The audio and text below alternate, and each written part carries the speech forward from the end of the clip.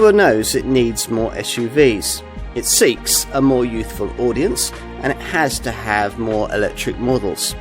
This C40 Recharge delivers all three in one package and shows clearly the direction the brand is heading in the future. There's a base front-driven model and a state-of-the-art fully electric all-wheel drive powertrain that offers a WLTP rated range of 274 miles on a single charge and an output of 408 horsepower. The drawback either way is premium pricing, but otherwise a lot of boxes seem to have been ticked here. Customers choose between two flavours of C40, either the base front-driven Recharge version, which uses a 69 kilowatt-hour battery powering a 231 horsepower electric motor and offers a 269-mile range, or the all-wheel drive Recharge twin version we're trying here, which uses a larger 78 kilowatt-hour battery pack powering a motor on each axle, delivering a 408 horsepower output and a 274-mile driving range. The front-driven version will be quite sufficient for most, but the 660 newton meters of this top twin version is quite amusing to have beneath your right foot, if rather irrelevant for a car of this kind. To get the claimed mileage, you'll need to engage what the Swedish maker calls one-pedal drive, selectable from the driving menu provided on this centre dash screen. This dramatically increases the regenerative braking effect when you come off the throttle to the point where, as advertised, the brake pedal will hardly ever be used. You're not going to be tempted often to hurl your C40 about, partly because of its prodigious curb weight, over 2.1 tonnes in this twin model, and partly because of the rather overlight steering that even a firm mode option can't do much about. Still, that won't bother most likely customers who'll be more interested in the way that progress at speed, even over really poor surfaces, is remarkably assured. Lower frequency potholes and speed humps, though, can catch the damping out a bit. At a cruise, you might note that there's a bit more tyre roar than is usual in an EV, but compensation comes in the form of Volvo's Pilot Assist driver assistance system for steering, acceleration and braking support, there to help take the strain during long motorway journeys or when sitting in traffic. The latest version of this setup now uses Google Maps for information like speed limits and bends in the road to improve its functionality. As for charging, well, the C40 is able to charge at up to 150 kilowatts, and a 10 to 80% battery replenishment can take just 37 minutes using a public DC fast charger. A full charge using the onboard AC charger plugged into your 32 amp garage wall box will take 12 hours. Sometimes it's refreshing to upset an ordered plan. Volvo's route to full electrification was supposed to be based on full electric versions of the XC40 combustion models, paving the way to the all-new SPA2 platform EVs that will complete the company's switch to a full battery range by 2030. But then one day, a young stylist in T. John Mayer's exterior design team, Yuri Zamkovenka, spontaneously jotted down a sketch of a shape that might widen the XC40 pure electric model's appeal. And the C40 Recharge was born. Obviously, the major way this car differs from the XC40 is with its roofline, which here slopes 69mm lower. Total length is 6mm shorter than that car too, but the width and wheelbase dimensions are identical. T. John Mayer says his favourite view of this car is this, what he calls the rear 7/8 perspective, which best shows the chunky swept-back silhouette with its contrast roof. The front-end finishing, with its unnecessary closed grille, is arguably less successful, with a level of indecision evident between combustion and EV schools of design.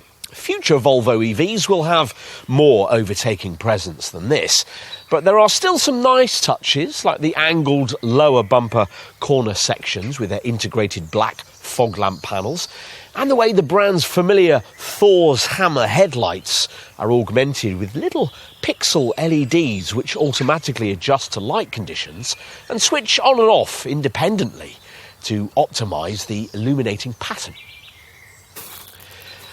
The segmented vertical rear LED lamps are equally emblematic, providing a testament to the engineering challenge of extending one big lamp along the roofline edging, managed here, while also creating a modern take on a familiar design.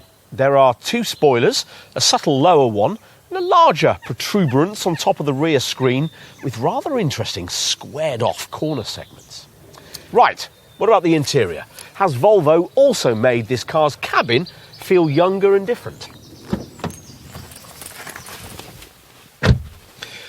Well, not really. The cabin design has carried over without much revision from the XC40, which inevitably means that on a car potentially costing well over 50% more than the entry-level combustion version of one of those, there are trim elements that feel somewhat out of place at this price point. Volvo has done its best to lift things, notably with the striated plastic trimming panels you get with top-level trim, which illuminate translucently at night. The decor that surrounds you is vegan-based and sustainably sourced wherever possible, notably in terms of the upholstery and the carpeting. What wasn't sustainable for a modern-day EV Volvo was the brand's old Sensus infotainment system for the 9-inch centre console portrait touchscreen. So that's been replaced with this much improved Android infotainment setup, which includes worldwide navigation to Google Maps, advanced voice recognition by Google Assistant, and access to the Google Play Store for a range of in-car apps. The other screen you'll be using is the 12.3-inch progressive driver display. You view through this pleasingly chunky 3-spoke wheel. You view a speed meter on the left and an EV drive meter on the right.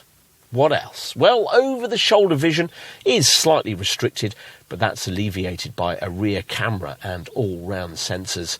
As for cabin practicality, well, there are plenty of stowage receptacles, plus some nice touches like this lift-out centre bin and a hook that folds out of the glove box for handbags or takeaways. Time to take a look in the rear. Actually, it's not too bad once you're in, though taller folk will inevitably find their heads brushing the ceiling. Ah yes, the ceiling. As mentioned earlier, it's mainly glass, which is just as well, because otherwise this rear part of the cabin really would feel dark and pokey thanks to that huge D-pillar blind spot we mentioned. This seat bench back here unfortunately doesn't slide, nor does its backrest recline, but the rear headrests are well placed and comfortable, and if you avoid base trim, the upholstery is also heated. There's also a central armrest incorporating a pair of cup holders, plus beverages can also sit in the provided moulded recesses. We mentioned the underfloor battery pack. Well, Volvo's positioned it so that boot space isn't too compromised. And this standard powered tailgate, which can operate with a kick action, if you avoid entry-level trim, rises to reveal 413 litres of it. That's 39 litres less than you get in a comparable XC40 pure electric, but 49 litres more than you get from a comparable and near identically engineered Polestar 2.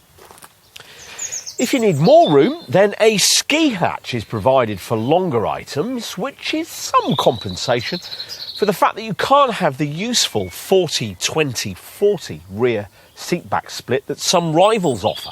Fold the rear bench forward and up to 853 litres of total capacity is revealed, or up to 1,205 litres if you load to the roof. You might have noticed the absence of charging leads back here. That's because they're stored elsewhere in the car. Let's show you. Because no engine is needed beneath the clamshell bonnet, Volvo has used the space to create a frunk, a 31-litre space that's perfect for the two provided charge leads. It can't really accommodate much else, though. It's worth pointing out that one of these standard charge leads is for a 3-pin plug, and some rivals charge you extra for that. And that the 3-pin one is usefully long, 7 metres in fact, Volvo realising that it might need to be to reach a domestic socket. This model, in the company's own words, is the future of Volvo. Over 75% of the cars the company sells these days are SUVs. And in future, 100% of them will be EVs. But overall, our preference in this category would be for a Polestar 2, which probably wouldn't upset Volvo very much. But The C40 undeniably offers something a little different, not only from that car, but also in the segment as a whole. And for that, we like it. And you might too.